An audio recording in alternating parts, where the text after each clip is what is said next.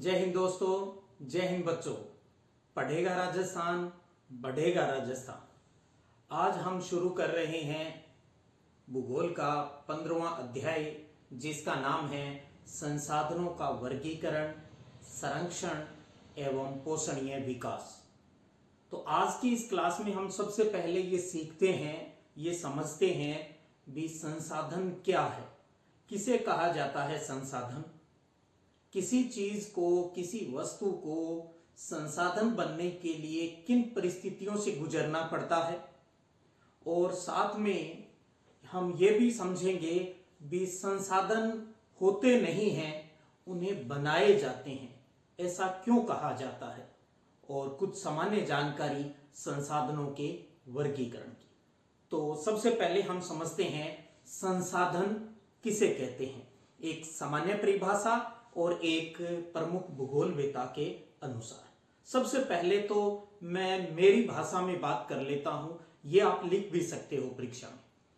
कोई भी वस्तु जो मानव के लिए उपयोगी होती है, कोई भी वस्तु जो मानव के लिए उपयोगी होती है, उसे संसाधन यानी रिसोर्सेज कहा जाता है। अब एक सामान्य परिभाषा रूप में और देख लेते हैं भी संसाधन क्या है। वे पदार्थ जिनका उपयोग कर मानव अपनी आवश्यकताओं की पूर्ति करता है। वे पदार्थ जिनका उपयोग कर मानव अपनी आवश्यकताओं की पूर्ति करता है, संसाधन कहलाते हैं। अब बात करते हैं एक भूगोलवेत्ता के अनुसार, और बोर्ड परीक्षा में आपसे पूछ भी जा सकती है भी जिमरमैन के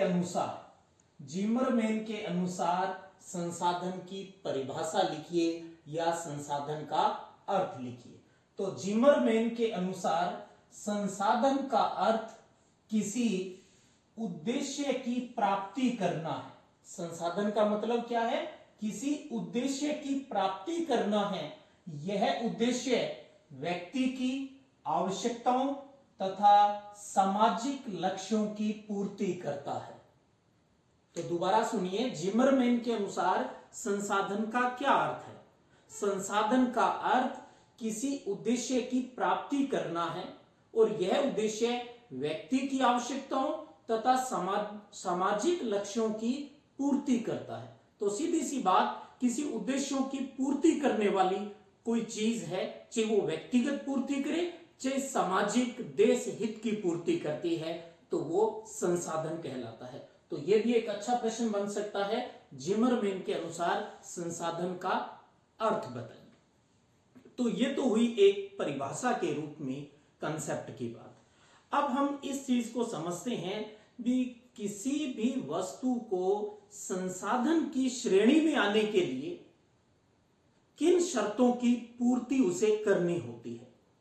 अर्थात इस बात को टॉपिक के रूप में अगर कहूं भी संसाधन बनने हेतु आवश्यक दशाएं क्या है। भी कोई चीज है, जैसे ये पेन है, ये मार्कर है, तो ये संसाधन कैसे हो सकता है?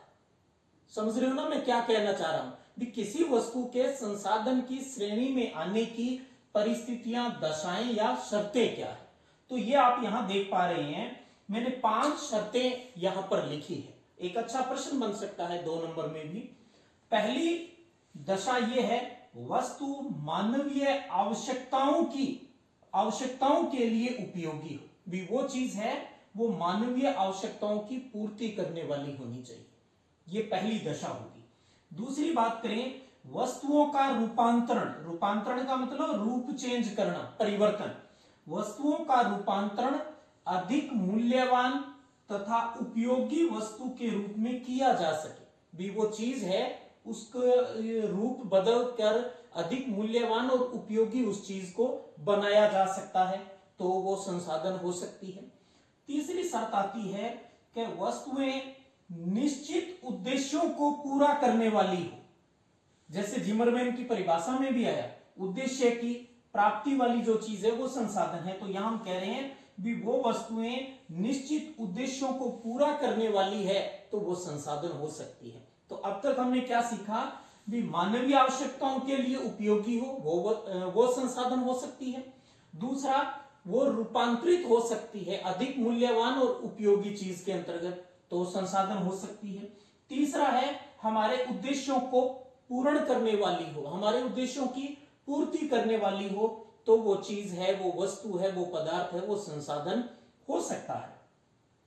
चौथी परिस्थिति की बात करें तो वस्तुओं के दोहन की योग्यता रखने वाले मानव संसाधन उपलब्ध हो, यानी वस्तु के दोहन की, इस्तेमाल की योग्यता रखने वाले मानव संसाधन उपलब्ध हो, भी उन चीजों का यूज करने की एबिलिटी रखने वाला ह्यूमंस भी तो होना चाहिए, उसको भी तो ये समझ में आनी चाहिए भी हाँ ये इस चीज में उपयोगी हो सकती है। और पांचवा है कि संसाधन के रूप में पोषणीय विकास करने के लिए आवश्यक पूंजी हो। तो संसाधन के रूप में पोषणीय विकास, इसी यूनिट के लास्ट में भी हम पढ़ेंगे, पोषणीय विकास पर पूरा विस्तृत भी पढ़ेंगे। सामान्य शब्दों में बात करूं तो पोषणीय विकास का मतलब होता है सतत विकास, आने वाली पीढ़ियों के लिए भी वो चीजें उपलब्ध रहें। इस प्रकार से संसाधन के रूप में पोषणीय विकास करने के लिए आवश्यक पूंजी भी हो, सतत रूप से उन चीजों को रखने के लिए हमारे पास धन की आवश्यकता भी है, यानी धन भी होना चाहिए। तो ये 5 कंडीशन है, इन 5 में से जो कंडीशन पूरी होती है उसके आधार पर ही संसाधन को निर्धारण होता है भी हाँ ये चीज हमारे लिए संसाधन है। जैसे ये तो एक सामान्य किसी भी वस्तु को संसाधन की श्रेणी में आने की 5 शर्तें हमने दर्शाई हैं, वो हमने बता दी। आपने सुना होगा अक्सर भी मानव भी एक संसाधन है, मानव भी एक संसाधन है, क्योंकि मानव खुद के लिए भी दूसरों के लिए भी बहुत सी चीजों को बनाता है, उनमें परिमार्जन करता है, तो इन चीजों के हिसाब से मानव भी एक संसाधन है। तो इस हिसाब से एक बोर्ड परीक्षा में 1 नंबर का अच्छा प्रश्न बन सकता है कि मानव को संसाधनों का जनक कहा जाता है, क्यों? तो बहुत अच्छा प्रश्न है ये। मानव संसाधनों का निर्माण करता है, मानव संसाधनों का निर्माण करता है, इसलिए मानव को संसाधनों का, रिसोर्सेज का फादर कहा जाता है, जनक कहा जाता है। एक प्रश्न 1 नंबर या 2 नंबर में एक और पूछा जा सकता है प्रश्न। हमने कहा संसाधन कौन बना रहा है, संसाधन सारा खेल तो मानव ही तो कर रहा है, मानव ही बता रहा है भी ये चीज ये है, ये इस प्रकार से यूटिलाइज हमारे लिए हो सकती है। तो इस आधार पर एक अच्छा प्रश्न बन सकता है, वो क्या है कि संसाधन होते नहीं हैं, बनाए जाते हैं। इसे समझाइए, इसकी व्याख्या कीजिए, या इसका क्या मतलब है। ये भी एक अच्छा प्रश्न है। भी संसाधन होते नहीं है, बनाए जाते हैं, और कौन बनाता है? मानव बनाता है। किस आधार पर बनाता है? अपनी मेहनत से, अपने श्रम से और अपने टेक्निकल नॉलेज की सहायता से वो ऐसा करता है। तो उत्तर रूप में हम कैसे लिख सकते हैं? तो वो है मानव अपने श्रम एवं तकनीकी ज्ञान से किसी पदार्थ को मानव के लिए उपयोगी बनाकर संसाधन का निर्माण करता है। मानव अपने श्रम और तकनीकी ज्ञान से किसी पदार्थ को मानव के लिए उपयोगी बनाकर संसाधन का निर्माण करता है, इसलिए कहा जाता है कि संसाधन होते नहीं हैं, बनाए जाते हैं। तभी तो हमने कहा भी मानव संसाधनों का निर्माण करता है, इसलिए कहा गया है भी मानव संसाधनों का जनक है। तो ये संसाधन क्या है, संसाधन बनने की आवश्यक शर्तें क्या है, मानव किस प्रकार संसाधन का जनक कहलाता है, उन तथ्यों को हमने अभी समझा। अब अपना अगला टॉपिक है, वो है संसाधनों का वर्गीकरण, क्लासिफिकेशन ऑफ रिसोर्सेस। तो एक चीज आप समझिए, संसाधनों को अगर आप डिटेल स्टडी करना चाहते हो तो हमें इसका क्लासिफिकेशन करना जरूरी है, ताकि कोई भी बात आपसे छुपेगी नहीं जो आपको समझ में नहीं आएगी। तो सबसे पहले तो मैं आपके सिलेबस के अनुसार आपको यह बता दूं भी हम कितने प्रकार का वर्गीकरण पढ़ने जा रहे हैं। इस अध्याय में हम संसाधनों के वर्गीकरण में हम 4 आधार बढ़ रहे हैं। एक है उत्पत्ति के आधार पर, दूसरा है उद्देश्य के आधार पर, तीसरा है उपयोग की सततता के आधार पर, और चौथा है स्वामित्व यानी मालिकाना हक के आधार पर। यह भी अपने आप में छोटे प्रश्न के रूप में परीक्षा में आपसे पूछे जा सकते हैं भी। उत्पत्ति के आधार पर संसाधनों को कितने भागों में बांटा गया है, उद्देश्य के आधार पर कितने भागों में बांटा है, स्वामित्व के आधार पर कितने भागों में बांटा है। हम इनका एक एक करके अध्ययन करें उससे पहले एक सामान्य परिचय यहां ले लेते हैं ताकि आपको और इजी रहेगा बाद में टॉपिक को समझने में। तो पहला है उत्पत्ति के आधार पर। समझिए, उत्पत्ति के आधार पर संसाधनों को दो वर्गों में, दो भागों में बांटा है। पहला है जैविक संसाधन और दूसरा है अजैविक संसाधन। तो उत्पत्ति के आधार पर दो वर्ग हैं, जैविक और अजैविक संसाधन। इसी प्रकार उद्देश्य के आधार पर भी संसाधनों को दो भागों में बांटा है। पहला है ऊर्जा संसाधन या शक्ति संसाधन और दूसरा है गैर ऊर्जा संसाधन। तो ऊर्जा संसाधन और गैर ऊर्जा संसाधन ये किस आधार पर है? उद्देश्य के आधार पर है। हम इसी में जब हम ऊर्जा संसाधन को पढ़ेंगे तो वहां आप ये समझेंगे ऊर्जा संसाधन को भी दो वर्गों में बांटा गया है। एक है परंपरागत ऊर्जा संसाधन और दूसरा है गैर परंपरागत ऊर्जा संसाधन। तीसरा वर्गीकरण है उपयोग की सततता के आधार पर। इसके आधार पर भी संसाधनों को दो भागों में बांटा गया है। एक है नव्यकरणीय संसाधन और दूसरा है अनव्यकरणीय संसाधन। नव्यकरणीय और अनव्यकरणीय संसाधन है। और चौथा क्लासिफिकेशन हम पढ़ेंगे स्वामित्व यानी मालिकाना हक के आधार पर भी उस चीज का मालिक कौन है, इस आधार पर ध्यान दीजिए। स्वामित्व के आधार पर संसाधनों को तीन वर्गों में, तीन भागों में बांटा गया है। व्यक्तिगत संसाधन, राष्ट्रीय संसाधन और अंतरराष्ट्रीय संसाधन, या उसे हम कह सकते हैं विश्व संसाधन। तो ये टॉपिक अब हम पढ़ने जा रहे हैं आगे, संसाधनों का वर्गीकरण। बहुत ही अच्छा प्रश्न बनता है बोर्ड परीक्षा के हिसाब से। अब अपने एक एक करके संसाधनों के वर्गीकरण पर विस्तृत रूप से बात करते हैं। पहला बात करते हैं उत्पत्ति के आधार पर। उत्पत्ति के आधार पर संसाधनों को दो वर्गों में बांटा गया है, दो भागों में बांटा गया है। वो दो भाग जैविक संसाधन और अजैविक संसाधन। यहां मैं आपको दोनों जैविक और अजैविक संसाधनों को डिफरेंस यानी अंतर के आधार पर समझा रहा हूं और बनने वाले प्रश्नों पर बात कर रहा हूं। एक चीज तो ध्यान रखिएगा, प्लस 2 में परिभाषा आपको अवश्य आनी चाहिए हर चीज की। सबसे पहले तो प्रश्न यही बन जाएगा जैविक संसाधन किसे कहते हैं और अजैविक संसाधन किसे कहते हैं। तो ध्यान दीजिए, परिभाषा रूप में सभी जैविक घटकों से संबंधित संसाधन। परिभाषा कैसे लिखोगे? सभी जैविक घटकों से संबंधित संसाधन जैविक संसाधन कहलाते हैं। और अजैविक में सभी अजैविक यानी निर्जीव, सभी अजैविक घटकों से संबंधित संसाधन अजैविक संसाधन कहलाते हैं। ये दोनों में अंतर भी हो गया और परिभाषा भी हो गई। अब इसमें एक शब्द आया ना जैविक घटक, तो अब उन घटकों के नाम लिख दो, वो दोनों का अंतर भी हो जाएगा और उदाहरण हो जाएंगे। जैसे जैविक संसाधनों के यानी जैविक घटकों के एग्जाम्पल मानव हो गया, हम हो गए, पशु हो गए, जीव जंतु हो गए और वनस्पति यानी पेड़ पौधे हो गए। तो मानव, जंतु और पेड़ पौधे ये सारे जैविक घटक है यानी ये जैविक संसाधन है।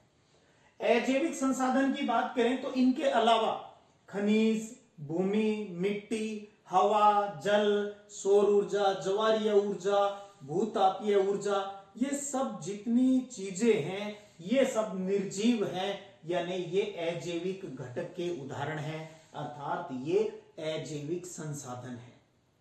तो ये इनमें दूसरा अंतर हम बता सकते हैं। आगे बात करें जैविक संसाधन, हमें पता है कि मानव है, पशु है, चाहिए पेड़ पौधे, इन सभी के अंदर प्रजनन क्षमता यानी रिप्रोडक्टिव सिस्टम पाया जाता है। इनमें जनन क्षमता पाई जाती है और जनन क्षमता पाई जाने के कारण ये अपने वंश में वृद्धि करते हैं। इसलिए जब जिनमें प्रजनन क्षमता पाई जाती है और अपने वंश में जो वृद्धि करते हैं उन्हें कहा जाता है नव्यकरणीय। तो इनमें जनन क्षमता पाई जाने के कारण इनकी वंश वृद्धि होती रहती है, इसलिए हम कहते हैं कि ये असमाप्य संसाधन है, यानी समाप्त नहीं होंगे, जनन होता रहेगा और आगे से आगे जो वंश है वो चलता रहेगा। और इसमें बात करें तो अजैविक संसाधनों में प्रजनन क्षमता नहीं पाई जाती, जनन क्षमता नहीं पाई जाती, तो इसलिए इनके वंश में वृद्धि नहीं होगी, अर्थात ये अनव्यकरणीय है। ये क्या है? ये नव्यकरणीय संसाधन है और ये अनव्यकरणीय संसाधन है, क्योंकि जनन क्षमता नहीं पाई जाती, और जनन क्षमता नहीं पाई जाने के कारण धीरे धीरे ये क्या हो जाएंगे? समाप्त हो जाएंगे, इसलिए कहा गया है भी ये समाप्य संसाधन है। एक बार फिर देखिए, अब आपको पहले मैं अंतर के हिसाब से और फिर कुछ प्रश्नों के हिसाब से बात करता हूं। सेम यही सिस्टम हम दूसरे क्लासिफिकेशनों में भी समझेंगे। जैविक संसाधन में सभी जैविक घटकों से संबंधित संसाधन जैविक संसाधन कहलाते हैं, सभी अजैविक घटकों से संबंधित संसाधन अजैविक संसाधन कहलाते हैं। जैविक का एग्जाम्पल मानव, पशु, जीव जंतु, पेड़ पौधे हो गए। इधर खनिज, भूमि, मिट्टी, हवा, पानी और ऊर्जा है, वो सारी अजैविक के अंतर्गत। तीसरी बात, जैविक संसाधनों में प्रजनन क्षमता पाई जाती है, अजैविक में प्रजनन क्षमता नहीं पाई जाती है। जैविक संसाधन नव्यकरणीय होते हैं, जबकि अजैविक संसाधन अनव्यकरणीय होते हैं। और पांचवा अंतर है, जैविक संसाधन असमाप्य होते हैं, यानी समाप्त नहीं होते हैं, अजैविक संसाधन समाप्य है, यानी समय के साथ ये खत्म हो जाएंगे। अब प्रश्न कई, ये अंतर रूप में हो गया, परिभाषा हो गई, उदाहरण हो गया। अब प्रश्न ऐसे भी बन सकता है, जैविक संसाधन असमाप्य संसाधन है, क्यों?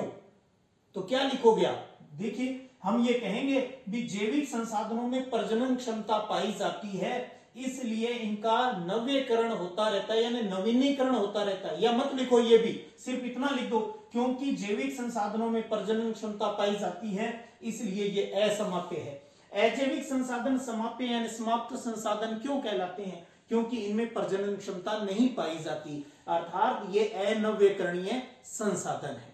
तो देखिए, अगर 5 पॉइंटों से हमने डिफरेंस भी कर लिया, अंतर भी कर लिया, एग्जाम्पल भी आगे, और इसमें बनने वाले प्रश्नों पर भी हमने बात कर ली, यानी सीधी सी बात बेटा, आपको टॉपिक समझ में आना चाहिए, फिर कोई दिक्कत नहीं है, पूछने वाला प्रश्न कैसे भी पूछे।